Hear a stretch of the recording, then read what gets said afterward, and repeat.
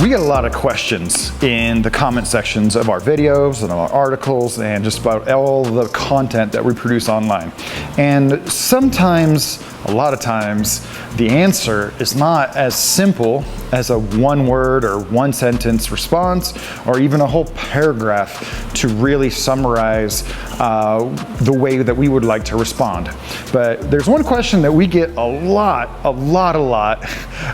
when people see how many surgeonfish are in our videos, and that question is, how do you keep so many tangs in a tank? Now, I know for about 2 decades, a self-proclaimed group calling themselves the Tang Police have been harassing people for having fish in tanks that are too small or having too many together or what have you. But I don't listen to them. I don't listen to them. But I've been really thinking about how to answer that question. How do you keep more tangs in one tank? And I think finally boiled it down to 4 really important tricks that we use here at the Reef Builder Studio.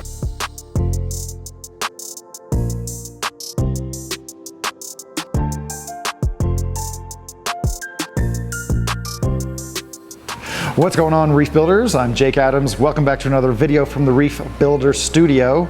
I'm really excited to share with you our 4 tricks for keeping surgeonfish in a reef tank. This is not about feeding or care as much as it is compatibility. So I know it's a lot flashier to have like a top 10 or a top 5, but I could really only come up with like 4 really tangible tricks or practices that we do here at the Reef Builder Studio to pack our tanks in with tangs and surgeonfish. I love surgeonfish. They're not my all-time favorite group of fish, but they are the most reef compatible, great color, great personality, very attractive in an aquarium, and when you combine several of them together, they can form a really effective herbivory plan for grazing the algae and unwanted growths inside your reef tank. So we're gonna walk around to some of the tanks here and demonstrate the 4 things that we do to keep tangs in an aquarium. So thanks for joining us on this video, and let's jump into it. All right, so I think a lot of reefers will agree that the first factor to consider when you're wanting to put surgeonfish inside an aquarium is tank size. So here is a 40-gallon tank, which has about 30 gallons of water in it. And just very recently, we took out the one yellow tang that was in here because he was starting to reach size. We got him when he was a small, wild individual, just scratching 2 inches long. And now that he reached about 4 inches long, we've actually shrunk him down to a biota captive bred yellow tang, which is now just around the same size that he was when he went in. So that's one of the first things to keep in mind. In a very small tank, you might be able to keep a small surgeonfish in there for a while to do some of the algae grazing. Totally depends on the fish. But eventually you want to have a game plan for where you're going to transfer that fish in the future. So in a tank about this size, 2 feet in dimensions, or roughly 2 foot cube, 1 tang is just going to be about the maximum you're going to want for that size aquarium, and you don't want a fish that's going to be too big for that tank. So the second most important thing to consider when you're mixing surgeonfish, right? In the previous example, we're just talking about the limits of your aquarium to hold a single surgeonfish. But when you have a tank that's large enough, like this 6-foot ProClear, I think about 130-gallon tank, you can get away with a few more tangs. So I've always had a small resident population of surgeonfish in this aquarium, but as you see, there's a very large black tang, Zebrascoma rostratum. He's been in captivity for like 15 years.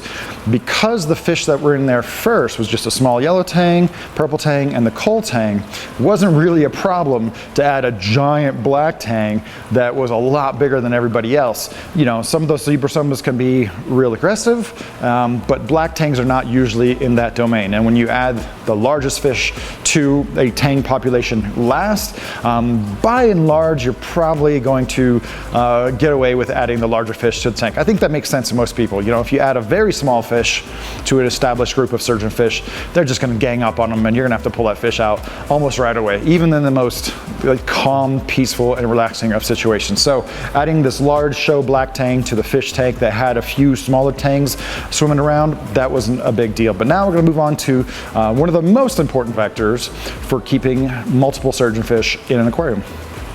The most important factor to consider when you're mixing multiple surgeonfish in an aquarium, and this is the hardest to navigate, is aggression. There's absolutely like a sliding scale of aggression between the various groups of assorted surgeonfish. I think a lot of people agree that the bristlemouth tangs, like the chevron tang and the tomini, and a couple others, are going to be among the most docile. Small scopus tangs, small yellow tangs are also going to be in that category. But then as you get into the acanthurus, like the powder blue tang, powder brown tang, gold rim tang, then the sohal and the clowns, those guys are a lot more aggressive. So if you start out a tang population with a sohal, a clown, or a powder blue, you can just kiss your hopes of ever adding another surgeonfish to the tank goodbye. So for this tank specifically, I started with a gem, a yellow, a convict, and a tomini tang. And then way later on, I got a slightly larger hybrid powder blue tang in here. So that worked really, really well because the powder blue is one of the more aggressive species, and it was just a little bit larger than the other fish in here. So we're using, tip number 2 and number 3 in this particular tank to get 5 surgeonfish in this particular aquarium. But actually, now we have a case for adding yellow tangs to an existing system.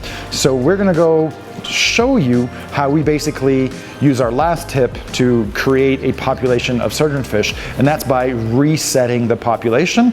And if you stay tuned, we're gonna show you what we mean. We have a unique challenge here at the Reef Builder Studio right now, where we have too many yellow tangs. I've been collecting them all year and kind of playing musical tangs with every tank, and I find myself with a couple extra yellow tangs over here in quarantine that I'd like to incorporate into some larger populations of fish. In this tank over here, you can see we've got a purple, 5 large yellows, and a tomini. Over here, we've got 5 yellows, the convict, and 2 tominis. And over here, I have 3 yellow tangs. Now, I would like to get those yellow tangs into some of these systems right here. But if I add them to this tank, these 3 yellow tangs, they will destroy. They will destroy. It's not gonna be a good time. If I add them to this tank that has 5 yellow tangs, that's not gonna be good either. So what we're gonna do a kind of a hot potato situation where I'm gonna take these 3 out, put them in the bucket with those 2, and they're gonna set aside. And then I'm gonna catch these yellow tangs here, and then all of these yellow tangs are gonna come in this tank, and then all these 3 yellows plus the 2 lost ones, the 2 orphaned ones, they're gonna go in here. And there's gonna be a little bit of like kind of displaying and posturing at first, but eventually they're gonna realize this is all their new territory. They're gonna establish a new school of fish. So resetting a tank, it's not super practical if you only have 1 aquarium, but if you have multiple aquariums, or if you can think ahead or plan ahead, this is one way that you can grow your various groups of surgeonfish to add to a single aquarium.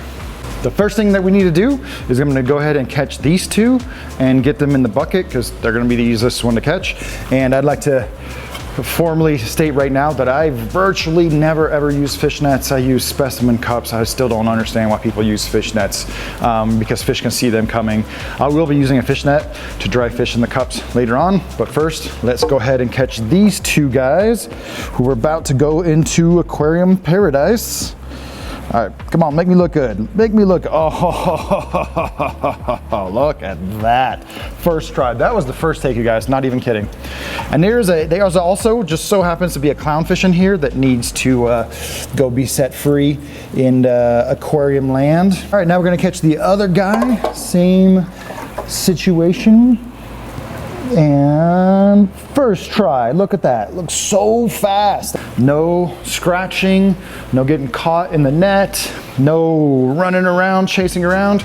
But now you're gonna have to duke it out just a little bit with the other yellow tang in the bucket as you get to know your new schoolmate. Catching these fish is going to be a little bit more challenging because normally Evan, cameraman, would be helping me out with this, but I've done it before, so I'm just going to slide all the milk over and create an area where the larger specimen cup can rest. And we're going to try to, the idea is, going to corral whatever fish I'm chasing, just get it around the wall, get it around that corner and try to shuffle it and get it to speed into the specimen cup. So I know there's almost certainly, there we go, there's a couple dudes. This is a lot harder by myself.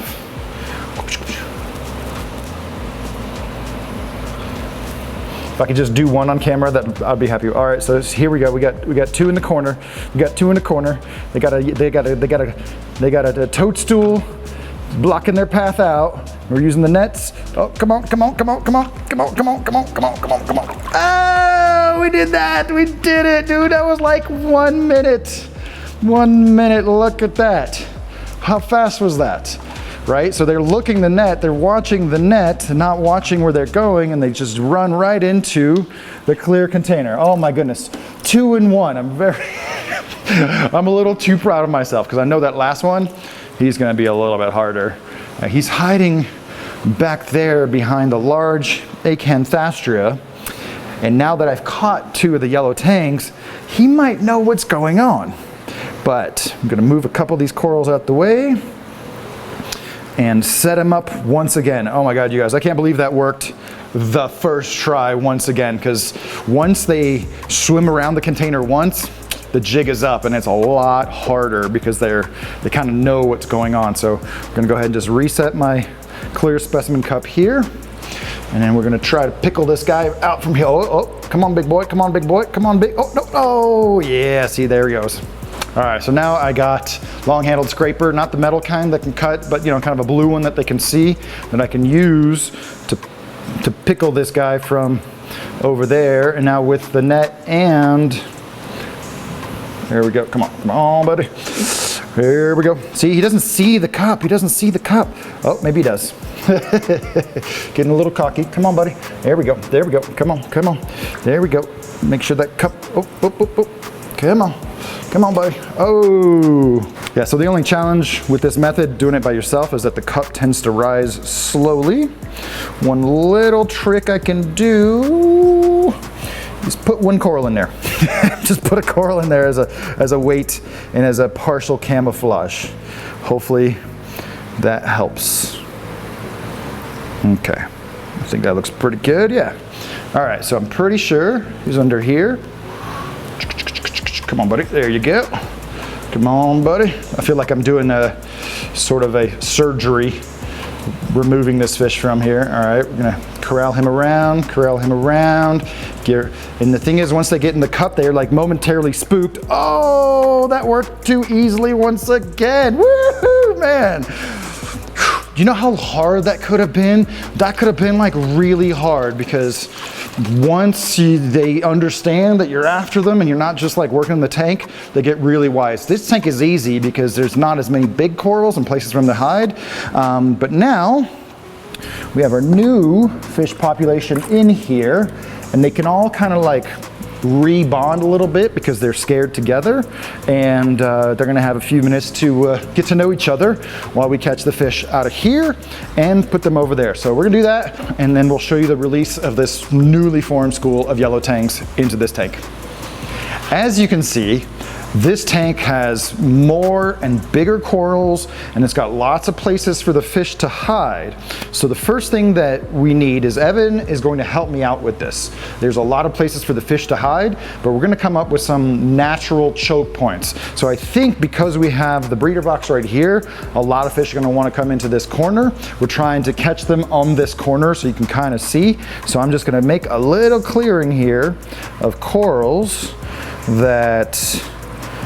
where I can put my specimen cup, and the fish will naturally become corralled into this choke point. So we got you on there. I think that's a good spot right there. They are naturally going to hit the corners or try to go under baskets or under the racks, but this is definitely going to be a 2-man job this time. All right, we got a game plan to catch these fish. We're gonna corral them through the tank underneath the coral flats, the flag racks, some of the side flag racks. We're gonna cluster them in this corner and we're gonna get a bunch of them all in one go. You ready to do this, Evan? Oh yeah. All right. First try, every time. All right, so let's start at this corner. We're gonna start corralling the fish. We already have 3 of them, 4 of them in the general desired location. I see a 5th over underneath the Monopora undata. We got them over in the other corner. They're starting to coalesce exactly where we want them. The choke point is starting to work, guys. We got 5 yellow tangs in this corner. Are we gonna get them all at once? Oh my God! Oh my God! Did you just see that? Holy shnikes! Oh my God, I can't even believe that happened. I cannot believe that happened. Are you serious right now? No, that's proof. Woo, doggy. I hope that showed up really well. Yeah. All right, now the easy part comes over here. Yo, I cannot believe we just pulled off that magic. We got 5 yellow tangs and 1 specimen cup at the same time, and now we're gonna let them go in their new home. This is the original school. Look at that. I can't believe that worked so well on the first try. Unbelievable, unbelievable. I hope that will demonstrate to folks that if you're trying to catch fish with a fish net, either in a regular aquarium or a reef tank, you almost have no chance. That's why we use traps. Using these as a kind of dynamic trap where you can chase them into it. We did not plan to catch all 5 yellow tangs at one point, but I guess our technique was demonstrated to be incredibly efficient. They're all in there and hiding, and now it's time to put out the other guys. I think we're both still getting over the adrenaline rush of catching 5 yellow tangs just like that at once in the specimen cup. That was gonna be the challenge. Like I said, when they get real hip that they're being caught, that's when they're gonna find a really inaccessible point. So now's the fun and easy part that I've been building up to for so long. I mean, you think we did this in an afternoon, though we've been planning to do this video for you guys for, I don't know, maybe about a month. So now comes the fun part. There's only 1 Tomini tang and 1 convict tang left in this aquarium, and if they're anything like you and me, we can't really tell yellow tangs apart, so they probably won't really notice anything. I'm gonna put them in kind of one by one, just by hand.